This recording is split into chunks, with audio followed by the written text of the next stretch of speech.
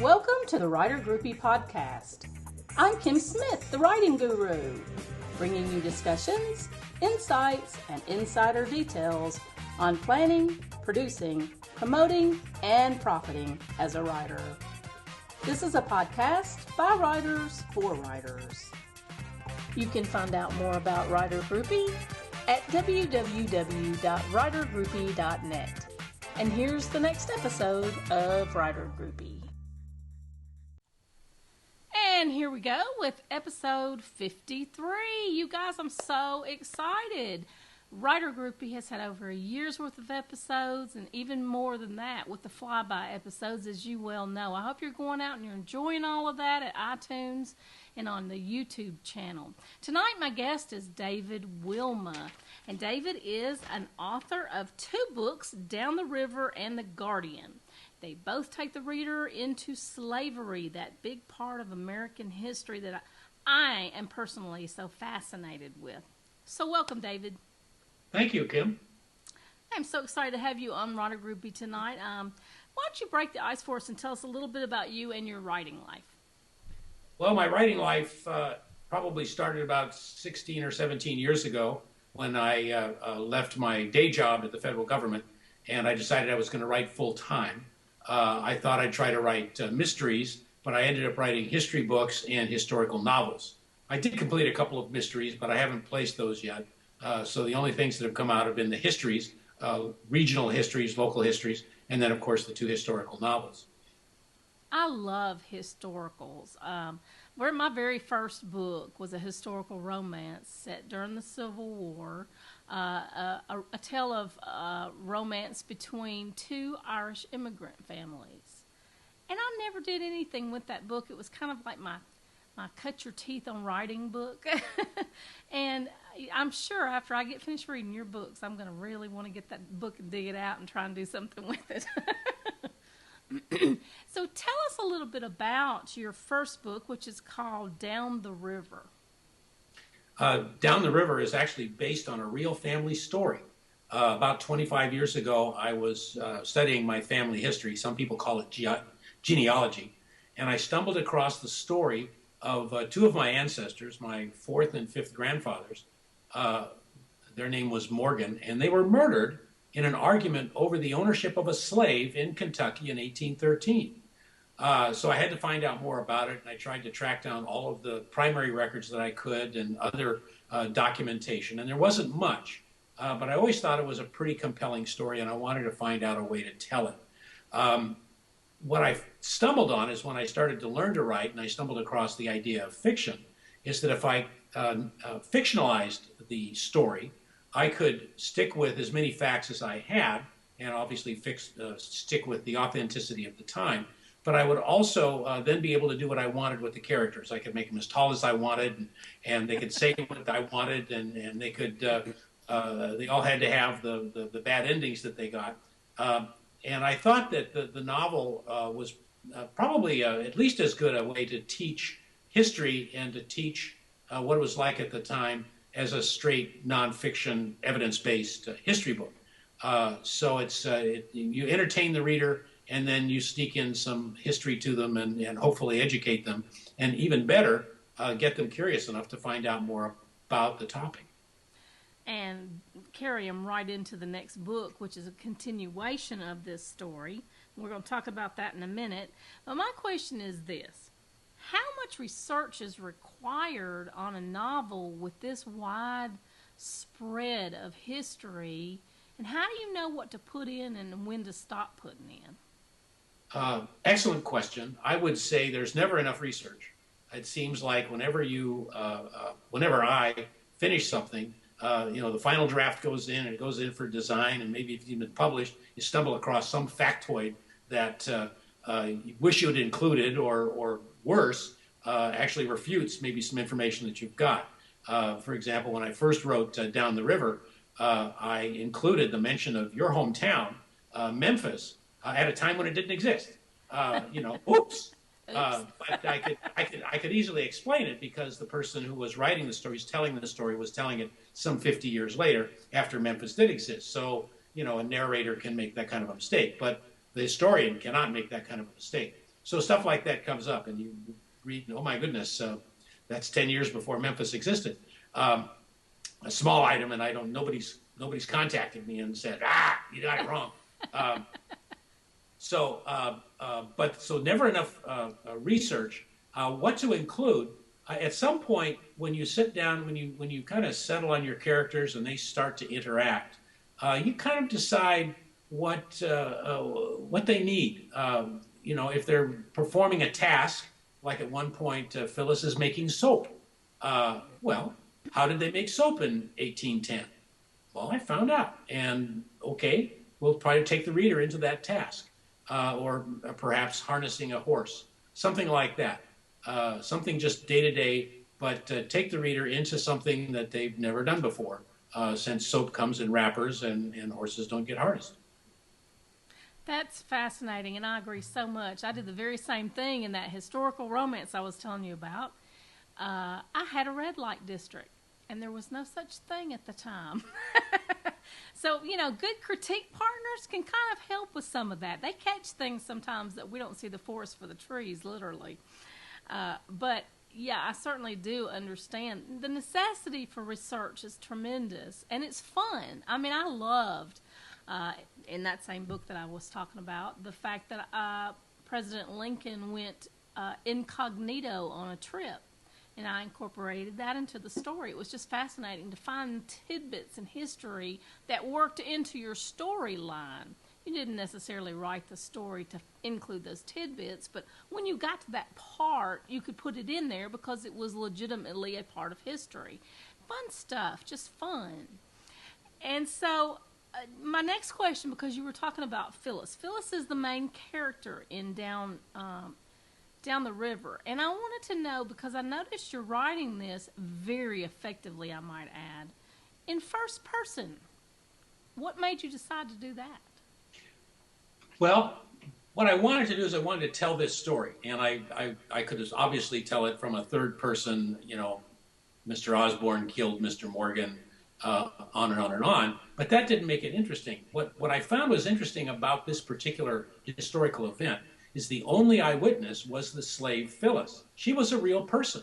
She and her children were worth $150 in 1813. So I wanted to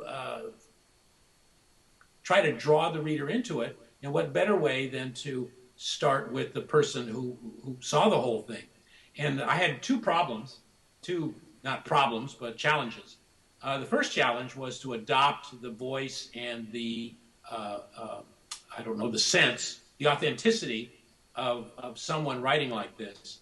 And I'll give a lot of credit to writers like Toni Morrison. Read a lot of her books, and she does a really good job of capturing African American characters. So Toni gets a lot of credit, and other authors that try to tell the story from the African point of view, particularly in the American context. African American, it's in the American context. Certainly a unique experience. The second thing that I had to do was how to explain that this illiterate slave comes to tell this story, because it comes in the form of a discovered manuscript. That's kind of a time-honored historical novelist technique. Is, we found the letters of the diary of Abraham Lincoln, and this is it was in his bottom drawer, and nobody bothered to look, and all this time. So it's in a secret compartment. The secret, it was just left there. It was under the phone book, and nobody bothered to look. It's the government, right? They just leave that stuff. Yeah. So how to come up with the idea? So I came up with the vehicle that this story is written 50 or 60 years later. By the narrator, after she has received an education, after and I had to invent a backstory, or maybe a front story, but a backstory to her to explain how this illiterate slave comes to tell the story.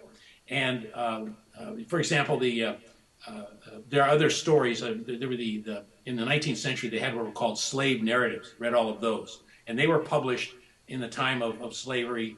Mostly by abolitionists, and it had a very 19th century flavor with a very romantic language and syntax, and there's some question as to the authenticity of the accounts, but the point is that it was never really explained how this slave came to write 75,000 word novel or whatever. So I tried to come up with it is that the character, the protagonist, Phyllis, ends up finding her freedom, and she finds her freedom in a very conventional way at the time, and moves north and learns to read and enters the abolition movement. And this this letter was then discovered more than 100 years later. So those were the two things I did. Well, so once I settled into it, and once I started her talking, once she started, and she has two voices. She has the voice of the educated Victorian political activist in Philadelphia, and then she has the voice of the slave. And I try to pick up both of those without making the slave voice too, I don't want to say jargony, but I know what you mean. It's but you know, so there's a way to do it. It's almost like dialect. And, yeah, dialect. Yeah, and for example, some of the research I did is in the New Deal. They had people from the Federal Writers Project go around and interview slaves and actually record their accounts. Some of them are actually audio. Most of them are written. And several of these writers wrote them as they actually heard them with dis and dat, and it was pretty disrespectful, I thought, and most people think. But they are the words of the first-person narrator of the account. So I had to tone that down. And in language, there are ways to do that. So I had to go through it and decide exactly how I was going to do the language without making it sound too, like you say, dialecty, but it sounds authentic. And for example, the slaves, when they talk to white people, they're going to sound a certain way. And when they talk to each other, they're going to sound another way. And that's what I tried to do. Interesting. I think you've done a very fabulous job, by the way. And there's scenes in your book that, like I was saying before we got started recording, they're absolutely heart-wrenching. And I mean, I felt myself tensing, actually physically tensing as I was reading it. And my question is, what you thought about? What were your thoughts as you were penning the subject of, say, a lynching? We'll use that for an example. How did that make you feel inside as you was writing it? As you were writing it, here I am thinking in terms of language. But the subject matter, there's some very, very difficult parts in there. And I, as a writer, my curiosity is, how did he feel when he wrote that? How did it affect you as a writer? Well, I wrote it several times. So after about the third time, it didn't affect me as much. It was a question of getting the words down and trying to have the impact. And in this particular case, it was important to establish a certain level of cruelty on the part of the characters. I need to get them, and this was a vehicle for that. And there is a substantial aspect of terror that goes with managing a slave population. That was a big, big part of the slaveocracy at the time, is to make all these people just as frightened as possible of any sort of transgression. And I think that I wanted to, there are several hanging scenes for readers that like that sort of thing. But I think it was important, and they all have some basis in history. They all have some foundation. And you told me that you haven't finished the book yet, so I won't spoil anything. Preserve me, don't end it. But the hanging scenes are authentic. There is a historical basis for all of them. I'll tell you, that was difficult to get through. I'm just saying. I was glad to get it. I was glad to get it done. And of course, the purpose of the scene was to kind of establish characters and establish the society, and to have an impact on the character as well. So it was at some point. My original background was in law enforcement, which doesn't mean that I'm that hard-hearted. But when you get into the words and you start writing the report, it gets a little dispassionate. But you do have to detach yourself, I'm sure. Well, let's talk about that, because that's a great part of who we are as writers. Has to do with who we've always been and who we are in our public persona. Every facet of our life makes up who we are as a writer, because we draw on personal experience. So tell us some things that you feel like have benefited you in your maybe your former work history that benefited you in the writing of this work. Um, well, my prior day job, I was in law enforcement. I was a policeman, and then I was a federal agent. I was a federal narcotics agent for 10 years. And then for 16 years, I worked for the Environmental Protection Agency, chasing polluters. I left that in 1999. And one thing that I think I can relate that to this story and even to today is the whole, I would guess, I'll call it the whole undercurrent of racism in the society and in all the systems. And it's an undercurrent. And of course, you're on the job and you see things and you hear things. And I realized that this has always been a part of our society. I like to say that North America, was founded on 4 principles: murder, theft, kidnapping, and racism. And if you understand that the Europeans that came here were kind of operating with those 4 ideas, then it all makes sense. And it's not good, but it makes sense. And then and the insidious part about it, and this is the point I want to make, is that the people that were engaged in these activities, whether it was taking land from Indians or holding slaves and trading slaves, is they thought this was a good thing. They were not of the opinion, oh, I'm committing a crime and I have to cover this up. There are aspects of history where people engaged in horrible activities and they knew it was wrong and they tried to cover it up. Not so Americans and their racism and slavery, is it was considered a good thing. Now, northern states abolished slavery for a number of reasons. A small part of those reasons is because they did not want to enslave Africans. In fact, a lot of them were just assumed that the Africans would go away. In the South, of course, the Africans were a critical part of the workforce. So they saw slavery as a good thing, and they came up with all sorts of rationalizations why it's a good thing. It's a good thing for the white man. It's a good thing for the African. And that's the insidious thing about it. And I think that that's one of the things that maybe I hopefully will come through is that quite often, and this is not my quote, that people, the worst things that people do is when they think they're doing something good. And at the same time, where we can be critical of my ancestors who held slaves, you have to remember that they were born into a situation in which this was the system. This was the economic system, and it was predicated on murder, theft, kidnapping, and racism. Those were the rules at the time. Later on, new thinking came along, and it took 700,000 or 800,000 dead American soldiers to resolve the whole slavery issue. So part of the original question is what a part of my life was, is that I could see as part of the criminal justice system, not that it was necessarily racist, but there was this element there. You visit a prison and there's a lot of black people there, and you can explain it a lot of ways, but that's the fact, and I think that impacts the society. So maybe my books, capture some of that and maybe deliver some of that. Okay, now we have a follow-up book to Down the River called The Guardian. Tell us a little bit about that one. The Guardian is a direct consequence of Down the River, not so much creatively,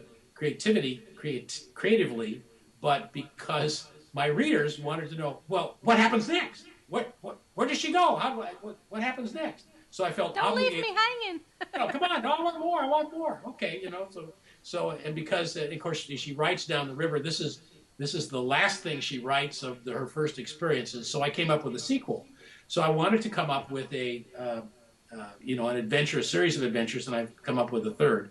But the Underground Railroad was natural, and she was Phyllis is a character with certain traits and abilities. I'm going to see if this lighting doesn't change. Does that? No, I'm not going to do that. All right. So Phyllis gets involved in the Underground Railroad, which at the time was illegal.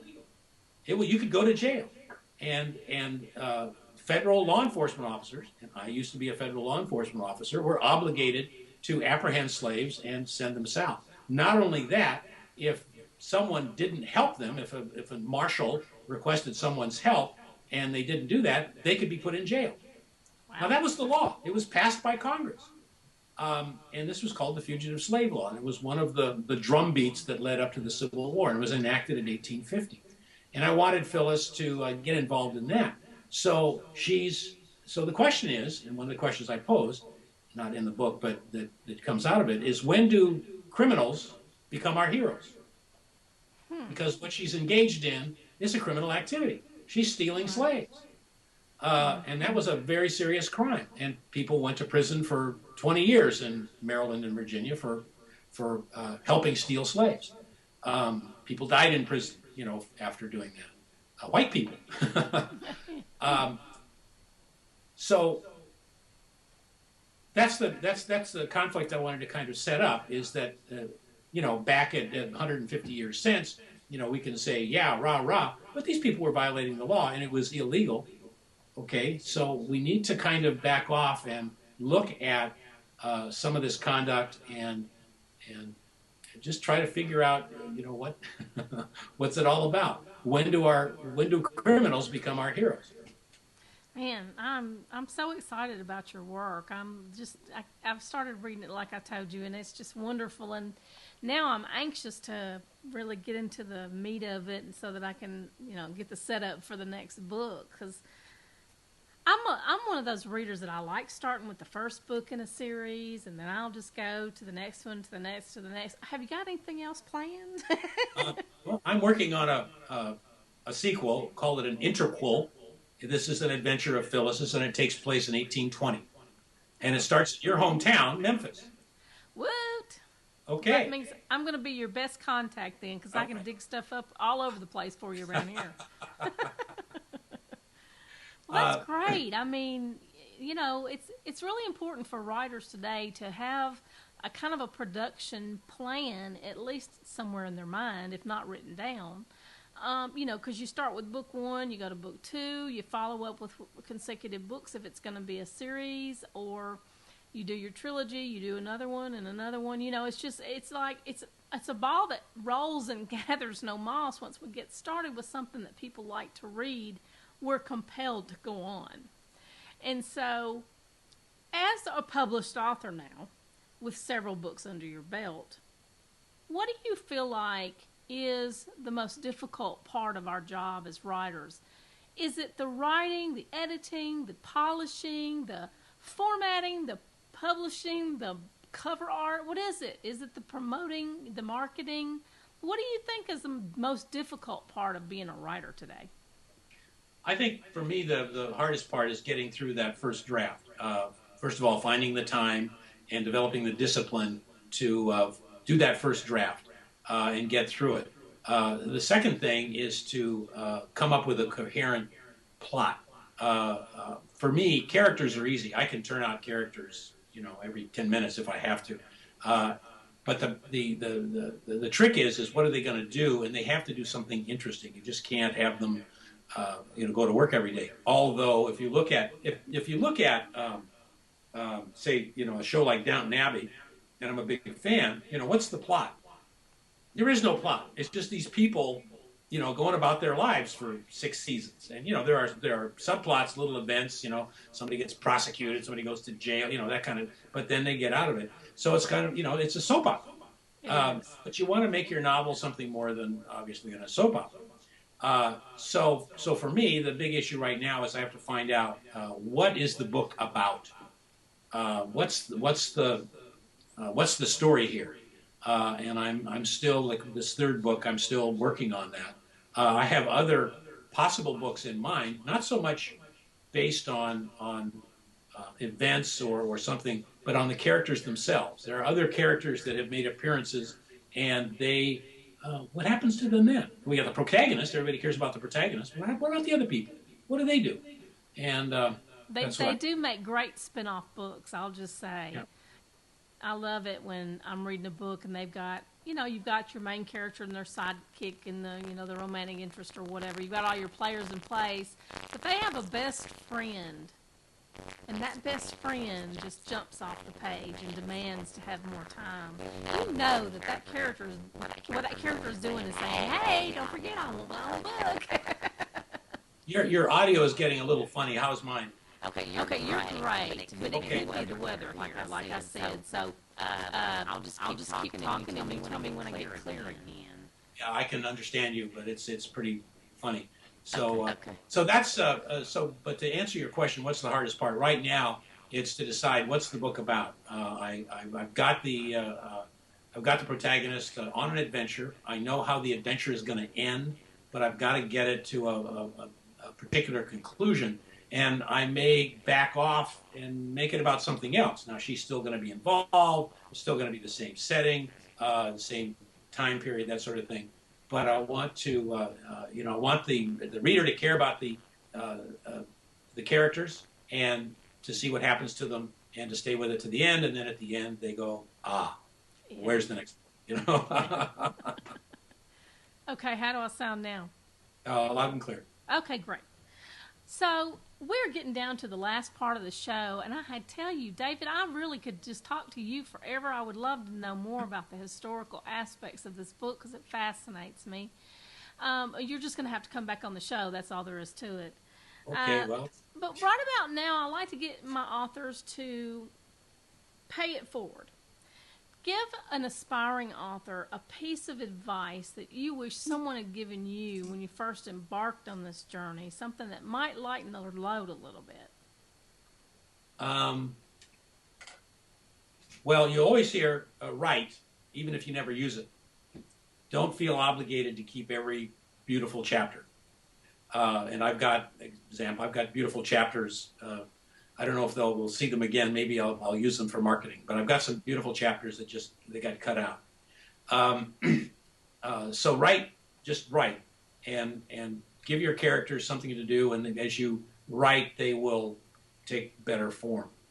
The second thing that I would recommend, and I was fortunate to get connected. I'm in a critique group, and we've been meeting now for 17 years. Oh, my word. That's yeah, wonderful. So there are 5 or 6 of us that have been involved for 17 years. People have come in and left, but the core group is still there, and they are invaluable. I mean, they're the ones to tell you your baby's ugly. That's what you need. It is. At the same time, you also, I want what happens next. No, I want another submission because we want to know what happens next. So that kind of feedback is really good. And if it's a really good writers group, they're not going to puff you up. They're going to tell you what they think. Yeah, and if you can find one, they're worth their weight in gold. That is so true. Well, what I had came out of a class. Yeah. So if you can take classes, maybe you can connect with people that way. Yeah, a lot of writing classes will, people will give you their name and number, email address, or whatever, so that you can continue to stay in touch. And so that is how you usually build up a group. I have a mastermind group that I'm a part of here locally also, and so I definitely agree. Write. Find a way to discipline yourself to make sure it's something that you do every day, just like any other habit that's worthy. Your writing has to be a habit. And read. Yes. Do a lot of reading. And read other things to find out what you like reading. And don't be afraid of being inspired. Read the masters and read new stuff and read. So yes, absolutely. It doesn't get any better than that because when you read, you get inspired to write. I mean, I always do anyway. Well, listen, where can my listeners and viewers find you online? Because I know they're going to want to go out and look you up and look up your books. www.davidwilma.com. That's WILMA, Wilma. Right, just like a girl's first name, one word. And it's enter it in your browser. It'll come up, and you can see the books there. You can see some of the other things that I've written, some of my history books. And I try to keep it updated as far as what I'm working on now. And I'm on Facebook. I try to tweet every once in a while. Try to blog. And still trying to get my arms around the social media thing. As we all are. and I answer every blog, every podcast request I get.